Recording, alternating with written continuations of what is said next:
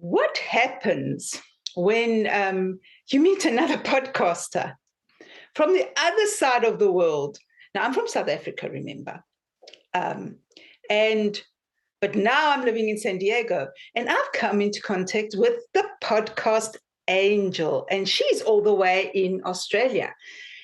And this is going to be a fun conversation. This is Carina from Break Fear, Find Freedom, and I'm very excited to introduce to you Anastasia Verkos from the Verkos Show. Hello, Anastasia. How are you today? Good. Thank you, Carina. Thank you so much for having me on your show today. I'm so excited and very nice to meet you. Oh, nice to meet you too. I'm also excited. It's going to be a fun show. Tell us a bit, Anastasia, about how who is Anastasia, first of all? Okay, who Anastasia is? She's a fighter, that's for sure. a fighter, a survivor, and a dream doer and a dream goer that believes in her passion and her love, not only for what she does, but for humanity, and represents all that in her show, The Verkos Show. Okay, that's very cool. But tell me a bit more about you. Okay. My background's Greek. My parents were both Greek, born in Greece and raised here, came across here in Sydney, Australia. I have siblings. I have the siblings I grew up with were 4. I have my older sister, my twin brother, and a younger brother.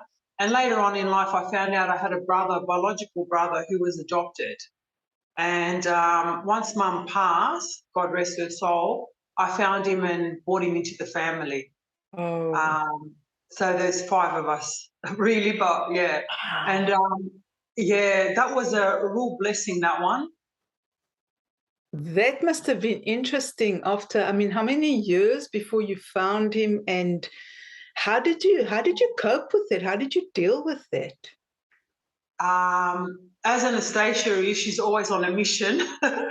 Once Mum passed away, I had to get the rights to the show.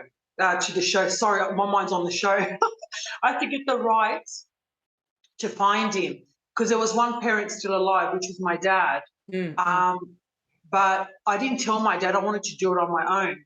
So I went on a search to find him, and they denied me access. It took me 1 year to do everything they told me. They denied me access. And then they said to me, listen, because there's one parent that's biological, that's alive, you have to get his permission to find the child.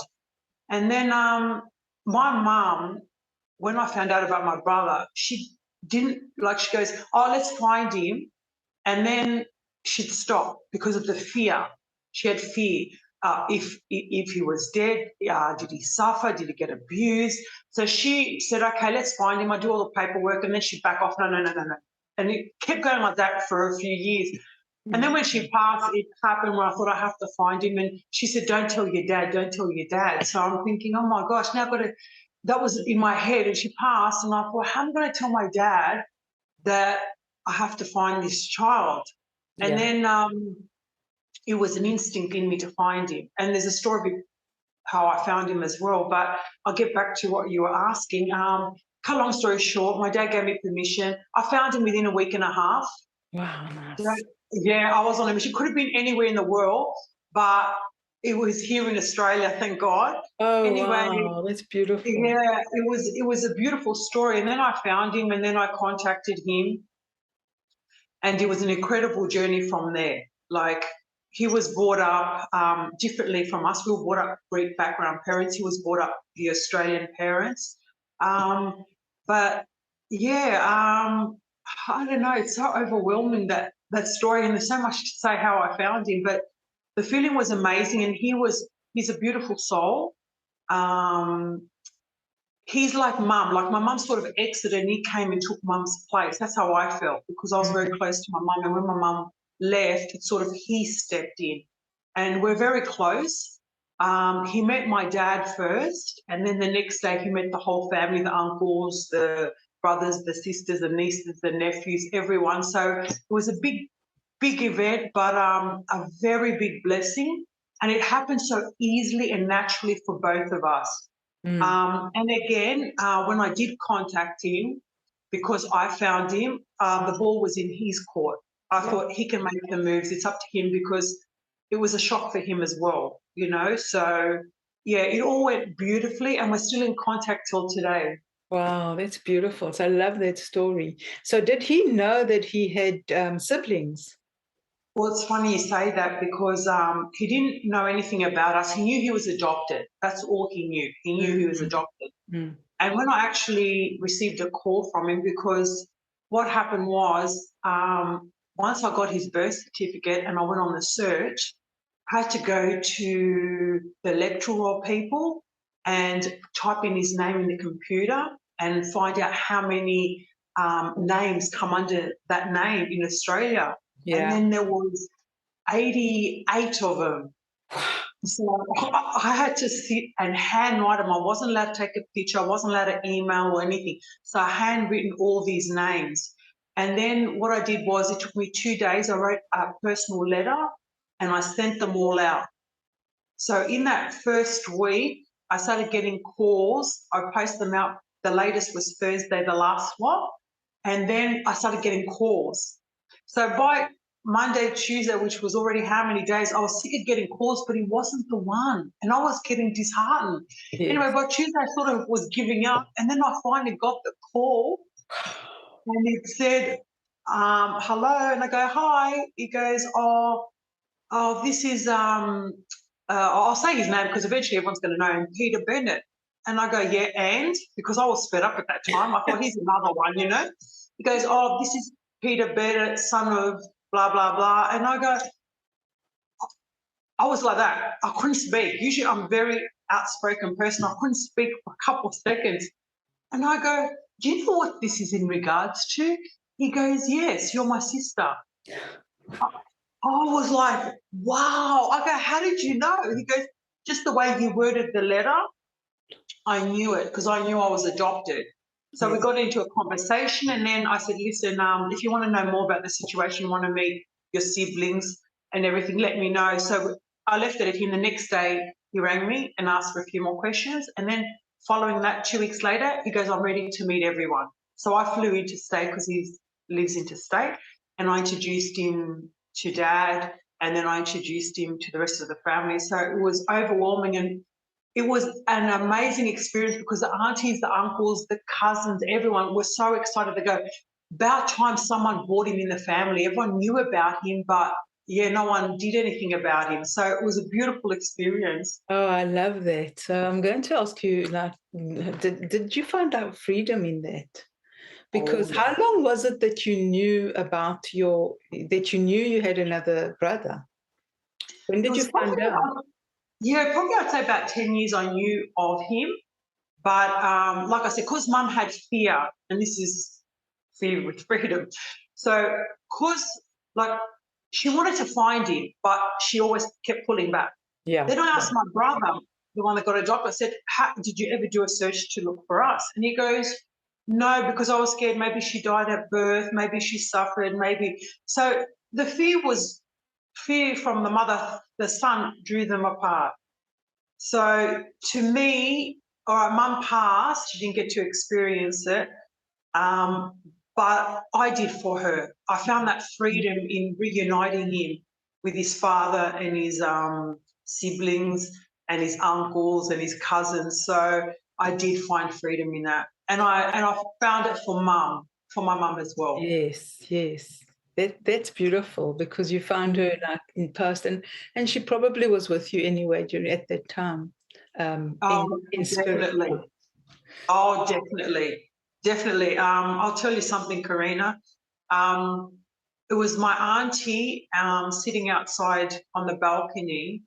When I introduced him to our father, he went inside, and my auntie and I and his partner that he's with, my brother, were sitting on a table outside. And we just thought we'll let the father and son bond for a few minutes before we go in. And lo and behold, no word of a lie, I'll never forget this. It was a clear blue sky. One cloud flew over the sky, or one cloud. And on my auntie's hand, there was 3 teardrops, water drops. I call them teardrops. I felt it was my mum. Yeah, I'm going to get emotional. I'll never forget it. It was like, I call them teardrops. And because I have strong faith and I believe in the Father, Son, the Holy Spirit, I think that was just a sign saying she was watching over it, like on the day, and she was emotional too. Like we were all like in awe. Yeah. Oh, wow, that's beautiful. I love that story. Yeah, that's really beautiful. I've got to, sorry. Oh no, that's good. That's good. There's no shame in that at all. Yeah. How did it change your life? I'll tell you how it changed my life. It brought a lot of peace. It brought a lot of freedom and a lot of happiness to all of us, my aunties, my uncles, even my father. He found closure and inner peace in finding him. We were just so grateful, and so was he. It's like we've all been united like we were supposed to. So I just found it incredible because Mum left and he's there for me. Like I know if I call him, he answers. He's always there, and vice versa. So that's where I found the freedom more so than ever, that I've got that connection with him now. When Mum left, because I was very close to my mother. And I can talk to him like I talk to my mother 2, 3 in the morning. We can stay up and talk, you know. He's an amazing soul. I'm truly blessed and grateful. Wow, that's a beautiful story. I love that. So well done for doing that. It took a lot of courage. I mean, you could have also thought, well, you know what, I'm afraid. What happens? You know, what if he doesn't want me? What if he was dead? What if? And you didn't. You had the courage to do it. And you changed so many, I mean, not only your life and his life, but other people as well. So that is beautiful. Yeah, it just brought so much peace to the family. Like, I remember he was walking in and he looks like my younger brother, exactly like my younger brother, but a shorter version. And everyone just looked at him, and there was about 50 of us. I'll never forget it that day. Then he walks in, everyone just started crying and started hugging him. And oh my gosh, it was amazing story. Oh, So wow. I brought inner peace to all of us, which was the missing piece of the puzzle to the family. Yeah.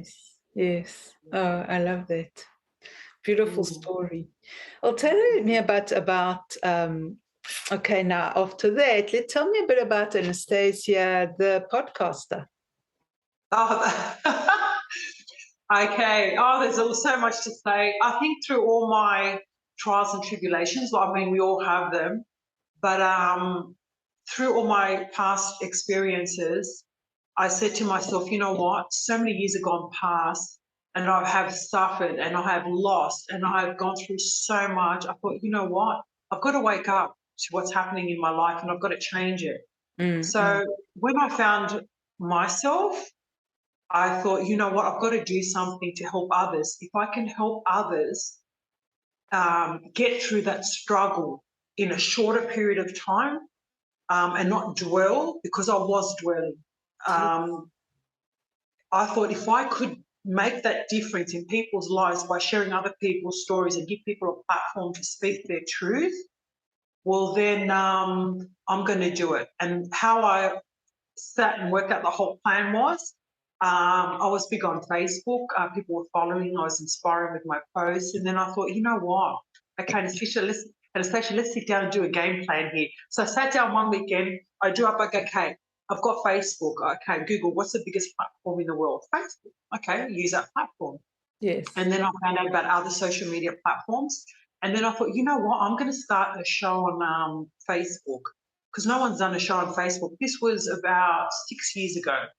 So I started it. And I remember at the time, Mitzi Elliott, he's a celebrity in America. He inboxed me because we were friends. And he goes, what's this I hear about a show on Facebook? I'll never forget it. I said, oh, Mitzi, you know, I'm thinking of starting a show and blah, blah, blah. And he's an ex-talk show host too. And I got some advice from him. I said, what do you think? He goes, you know, you're putting your name on the line and your reputation. I go, yeah, I know that. Because it takes a lot of guts to do what you're doing. But you know what, girl, you go for it because you've got the guts. He goes, just put your content out there and trust me, people will come to you. That was the best advice he gave me. Yes. So what I did was I started looking for people on AFTRS. It's an Australian film and television. It's like a college where they go and learn how to film and television. So I thought I'll put an ad there to get a film crew. Here's me thinking I've got to start big all the time. I didn't think I could do it just with the phone. So I'll never forget it. I interviewed 3 people. I got down to 2 brothers. I got them to start filming. And then we started filming every week. And I had no idea about the industry. I had no idea whatsoever. All I knew was that I wanted to change people's lives and make them realise, to awaken to who they really are, and they don't have to suffer.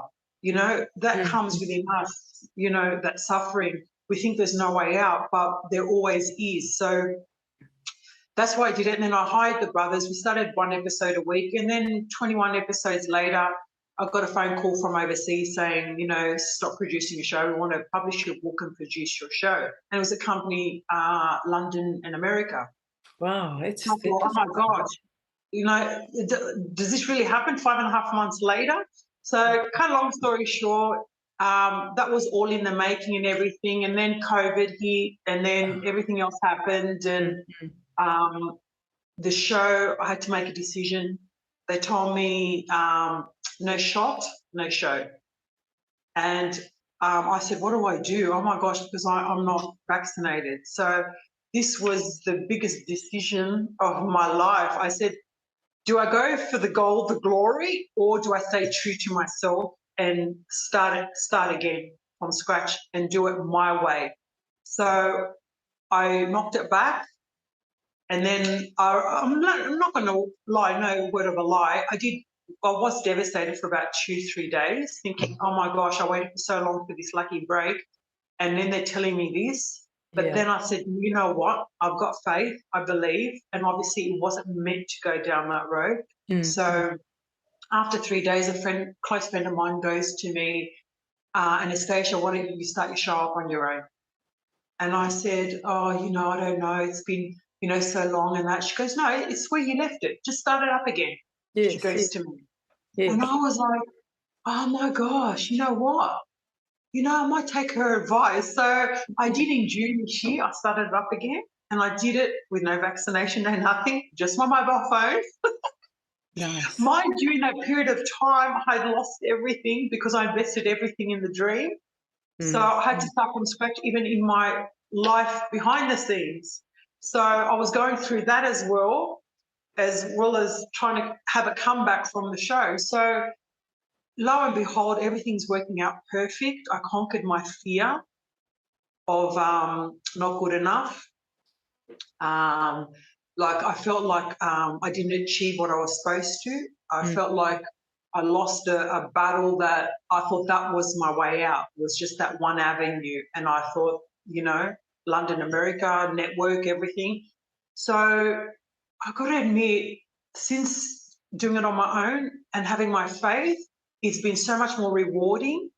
And everyone's coming to me now, but they're coming to me in their truth, in their honesty, in their loyalty, in their creativity. And the beauty of it is now I get to make decisions now with my show, which way I want to steer it, which way I want to go, and no one's controlling it.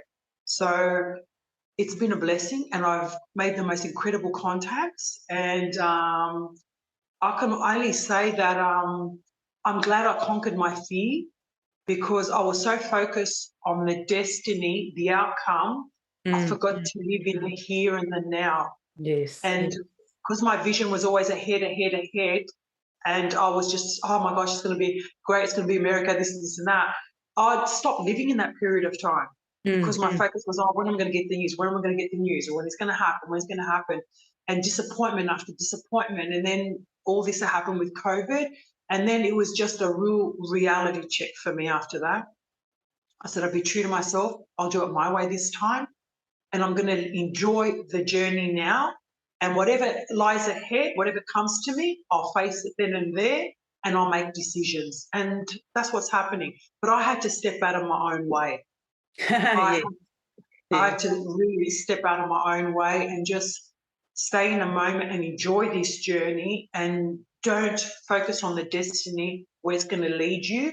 You know where it's going to lead you deep down inside. You're just going to enjoy the journey, see the people you're making, the contacts, and everyone that's coming to you. And then I make my own decisions from there. So, yeah, it's going great. Well, I wouldn't think a few months ago I'd be interviewing actors, musicians, so many gifted and talented people. I had no idea it would happen so quickly and everything moving so fast. Yeah, and I love it. Yeah. So it's because I think, I mean, how did you conquer that self-doubt? So many people live with that self-doubt and they find it so hard to conquer it. And that was like the beginning for you, right? So how did you do it? What did you do? Like I said, I think those 3 days I was like, I just felt like I lost my whole life. I was devastated.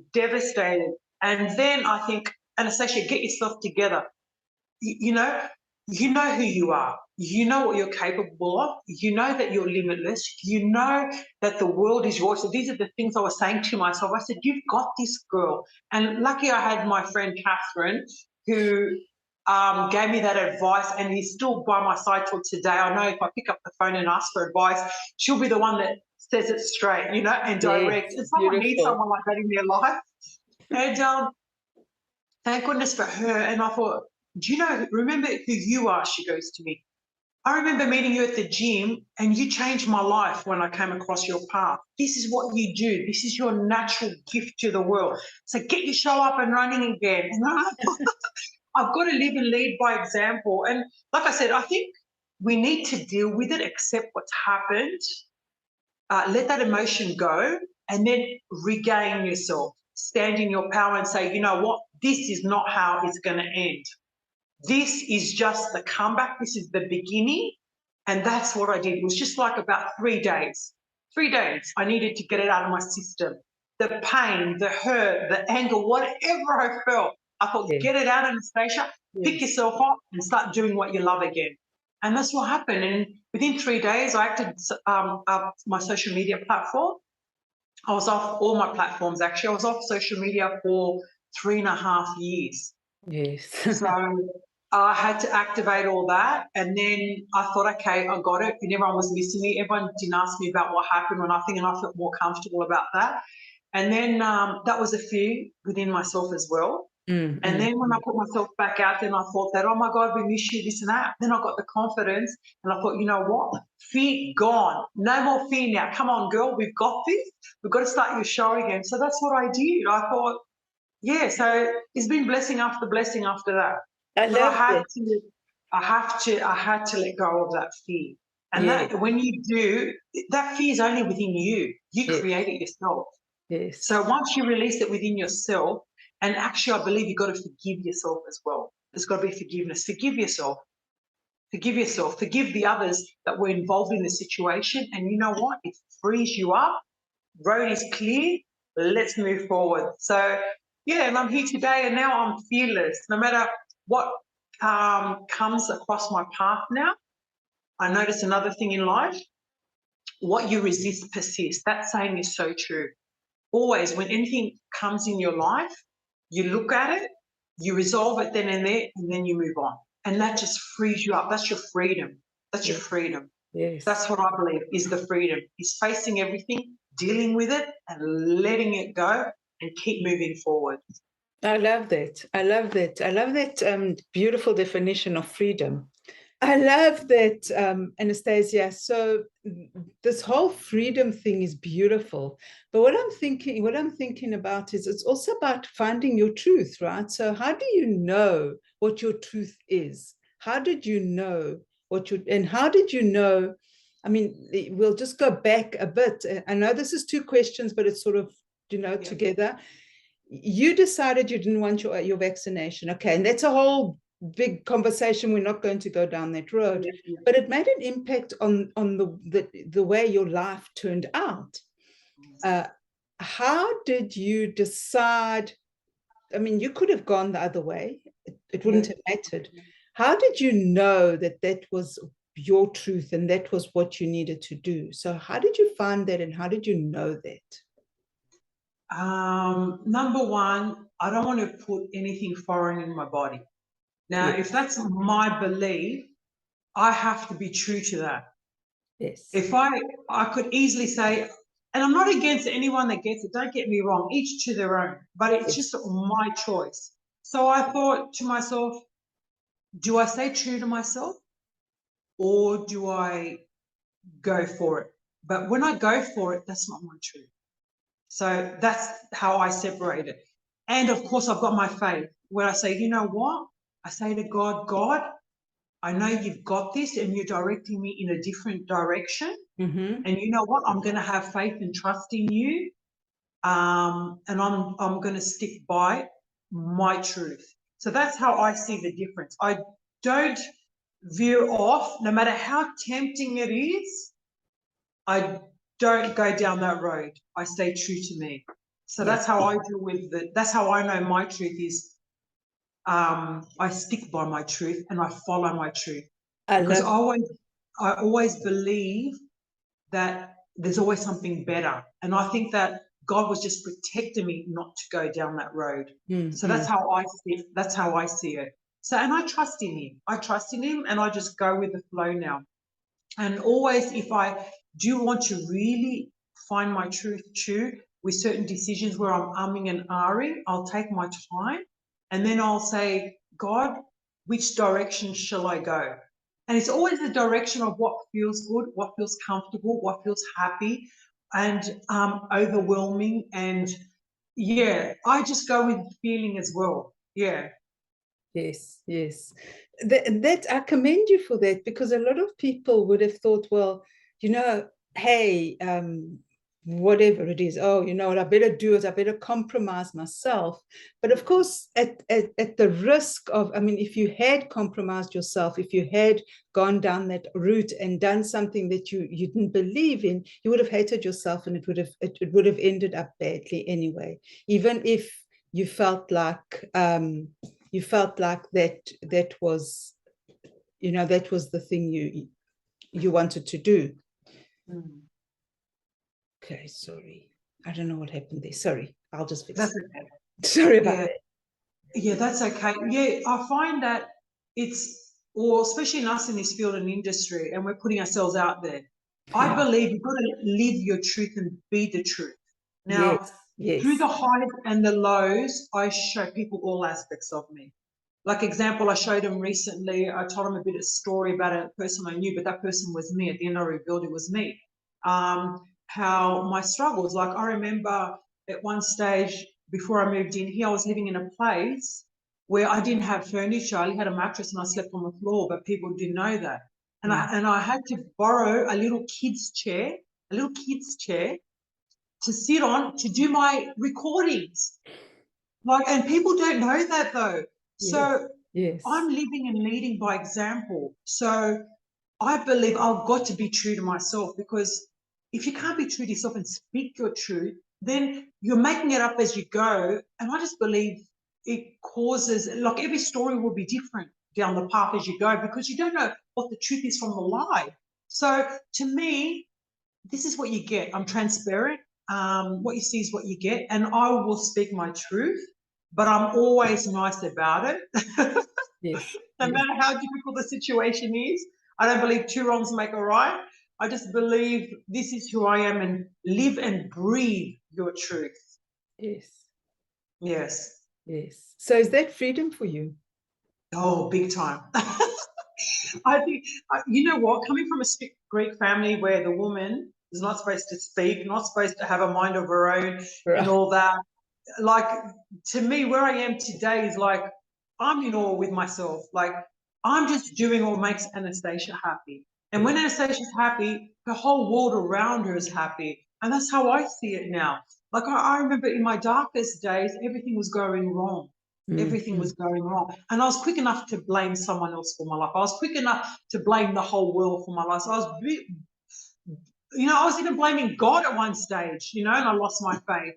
Yeah. And then I had to make a full U-turn. When I changed and found myself within here, that's when my life changed. Because they say go within or go without. That's a very true saying. So what happened? What happened? What was that shift? So what happened to take you from being this victim where the whole world's against you and you blame the world to someone who's empowered and stands in her truth and is powerful and speaks your truth, is authentic?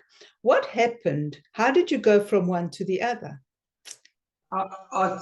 It started first strict Greek parents, that getting strength from there. Then I got into a marriage where it wasn't love, because I didn't know love. I was young. I was only 29 and he was 28. So I got into a marriage to escape the family life of the strictness, thinking, I have my freedom. I moved into state. I had no family. Cut a long story short, wasn't a great marriage. It was physical abuse, mental abuse, sexual abuse, financial abuse. So it was a bigger prison. So from one prison, you went into an even bigger prison, even more confined. And inside me, I was dying. I remember getting to one stage where I felt like committing suicide 3 times. Yeah. And then I had to change my life again. And then I said, from a controlling father, then to this, I've got to make a change. So I made a change, and then coming out of that marriage, it was tough. I went through my trials and tribulations with that, really, really massive. So again, there was 3 stages there, and then at the end, I ended up with stage 3 cancer. I had to have a hysterectomy. It just killed me. It was constantly illness. My body was in pain. I suffered so much. And then I had to put a stop. One stage in my life, I thought, you know what? I've got to take the reins of my life, because in the past I haven't. It hasn't gotten me anywhere. Yeah. So when I did make that decision, it was amazing. I conquered a lot of fears and I gained a lot of freedom, because coming from a Greek family, when you leave your husband, especially a woman, if she leaves her husband, they put her down and they put her to shame. So I remember for the 5 years, I'm tracking a little bit back so you can understand, when I did leave him, I was 5.5 years in isolation, because I didn't want to be seen out there. I didn't want to, what are people going to say? What are this? What are that? So I was just, I can't explain it. I was at a standstill in my life where nothing was working out. Then I sat down one day and I said, you know what, take reins. What does Anastasia love? Because I was always doing everything for everyone. I didn't know what I loved. So I had to find myself again. I did the work. I put, okay, I love training. I love looking after myself. I love fashion. I love this. So I wrote a big list and started heading toward those things. And then I met this incredible guy who was my personal trainer at the time.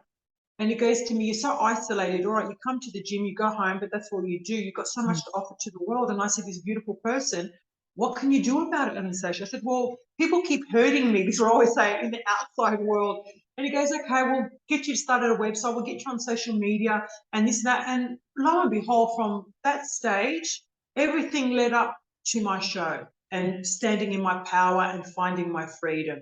So that was my turning point, when I had to actually sit down and I had to do the work within here. If you don't do the work. Yes, of course. I love that, because it takes a lot of courage to, because it's very easy to be a victim. It's very easy to sit in that victimhood and to point fingers at everyone and say, hey, it's your fault, or it's my mother's fault, or my uncle's fault, or whoever's fault it is. It's so easy. But if you really think about it, it's not easy, because once you realize that you've got the power within you, and you're powerful, and you've got control in your life. You don't have to listen to anybody. You don't have to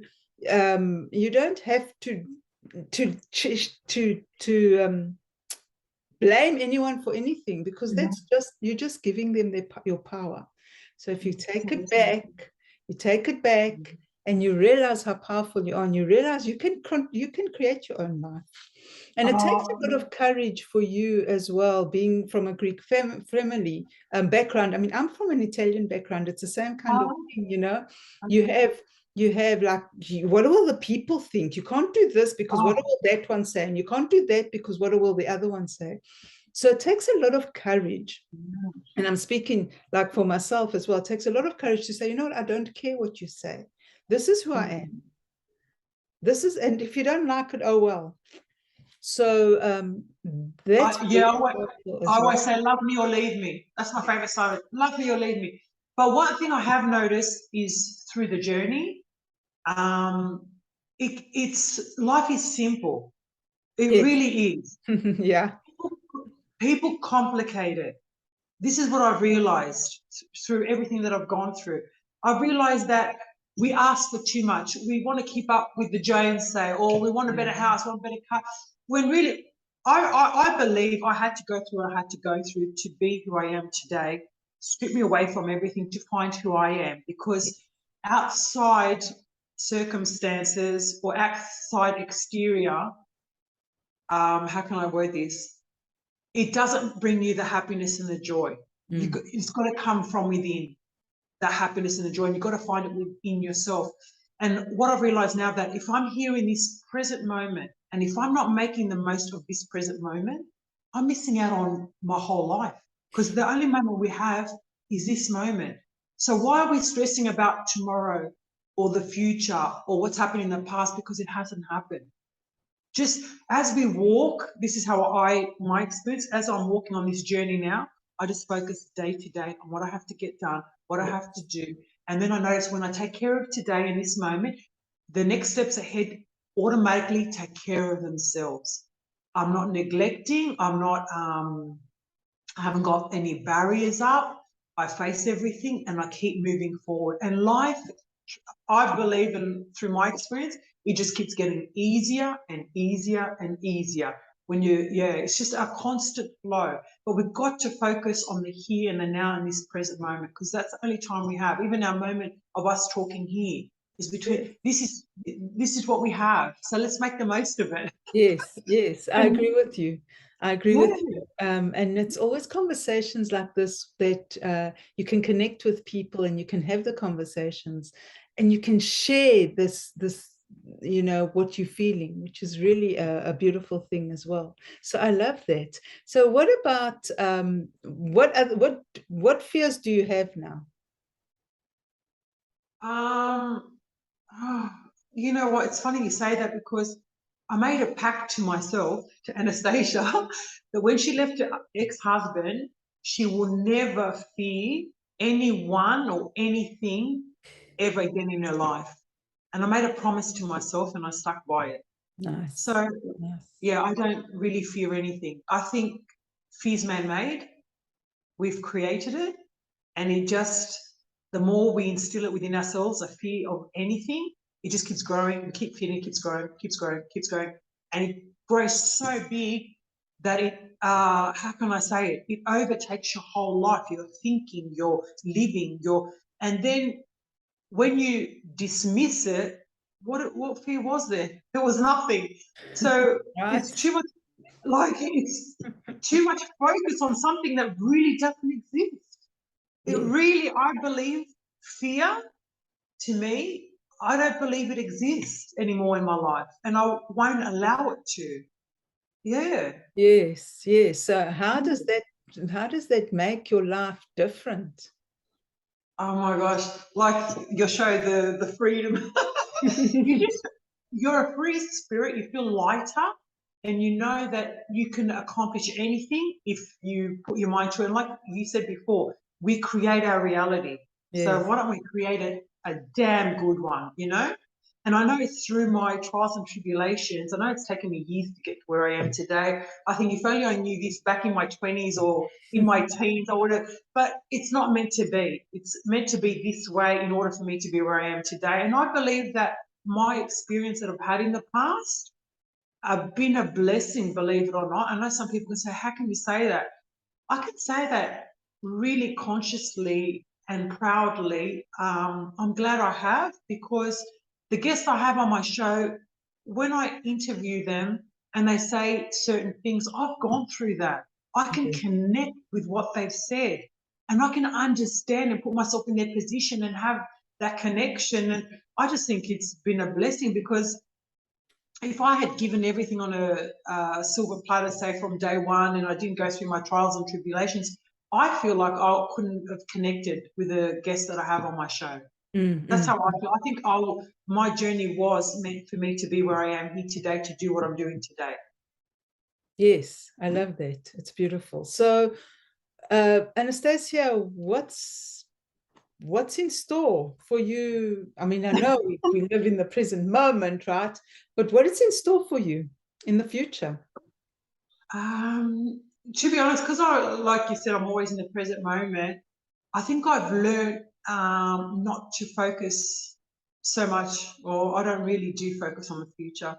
To be honest with you, I'm just focusing on the here and now and enjoying it and making the most of it. And I find the more I'm doing that and the more I'm in that constant joy and the happiness, I just see things coming to me. I don't know what they are, but when they do come, I've got a choice of the decisions I can make with it. And then that opens other doors and other avenues. And I just believe just go along with that, because if I put so much attention on the future, or I say, okay, this is where I want to be, whatever, I'm putting so much focus. And if I don't accomplish it within myself, I think, what have I done wrong? Then there's questioning that. And I thought, you know what, there's too much stress and it's too much worrying and too much, you know what, I'm not focusing again on the here and the now. So that's me. That's how I deal with life. So I don't focus so much on the future, if that answers your question. I'm just enjoying the here and now, thinking, I don't know how much time. Tomorrow's not even promised. We don't know if we're going to get up tomorrow. So this is how I see it. So why should I focus so far ahead when I could be in the here and just seeing everything what represents me and enjoy it? Yes. Yeah. Yes. Yeah. I love that. I agree with you, actually. Do you? Yes. Do you like other people focus on houses, on cars and that? And I think, you know what? That was the old way of living, and that stress, and I don't want to live that way anymore. I just want to enjoy my life and knowing that I'm going to be taken care of one way or another. I just know I will. Yes. Yes. Yeah. Well, I'm a minimalist. I don't care about stuff much, you know. For me, it's more about connection and people, and connecting with people and helping people, and Yes. that's the kind of thing. So I really don't. We're blessed because we've got platforms where we can do that. Like we're talking today and connecting, and we can use it for good or bad. Yes. Our social, so we're using it for good. And I find that being a minimalist, sorry, I find that you learn to go without, and the outside world doesn't affect you anymore. Yes. You're on a mission for humanity. That's what I find. Yes. I don't know if you're like that, like you said, like I know with you, like I can refer you to so and so, so and so. I believe that people come across your path, and you get to make a choice. Are you going to help each other rise, or is someone going to take something away from you? So I'm very wise with who I choose in my life and who I have around me now, because I feel like if we're not here to complement each other and rise together, well, then I don't have time for you. That's just me. Yes. I don't know if you're like that.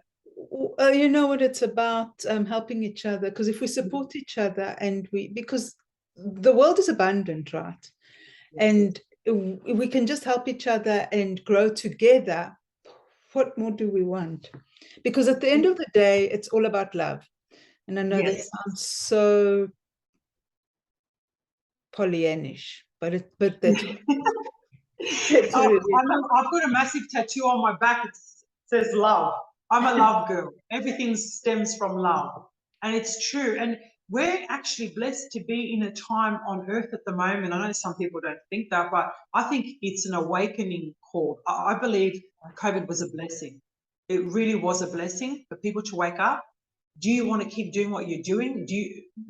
think outside the box. Like my decision when I made to go overseas, I thought outside the box. I thought I'm not going to get caught up with contracts and other stuff like what they wanted me to do. They want to change my appearance. They wanted me to change my vocabulary. So I thought that's not who I am. This is not me. I have to be true to me. Yes. So this is the blessing, and I find that we connect a lot more with like-minded people when we're in that consciousness as well.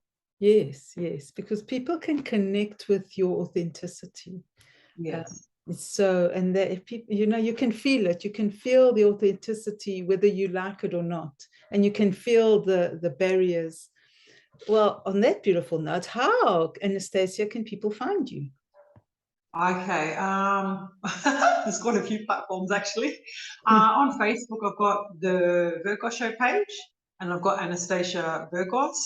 I've got Instagram, again, Anastasia Verkos is my personal, and then I've got the Verkos Show. I'm on TikTok, the Verkos Show. I'm on Pinterest, the Verkos Show, and I'm on LinkedIn, the Verkos Show. So I've got quite a few platforms going, and of course YouTube. Yes, of course, YouTube. Okay, well, all the details. Sorry. Yeah, sorry. Where can they find you for my viewers? Well, I'm on YouTube. I'm on YouTube, Facebook, LinkedIn, and TikTok. Oh, beautiful. Yes. Well, that was a beautiful conversation. Is there anything you'd like to tell our viewers before we leave? Okay. I'd like to tell everyone to remember who they are. Be true to themselves in all ways and always. And love unconditionally, forgive, and never judge. On that beautiful note, thank you so much, Anastasia. It was such an honor and a pleasure to have you on the show. And we'll have to have a few months' time, you know, and see where you're at and what you've been doing, because it's always fun to see. So thank you so much. Honor and a pleasure to have you. And I thank you so much, Carina. Thank you so much. You're such a beautiful soul. It's great to connect. I thank you for your time as well. I appreciate you. Thank you. Thank you. Thank you, everybody. Thank you, Anastasia, and we'll see you soon. Bye.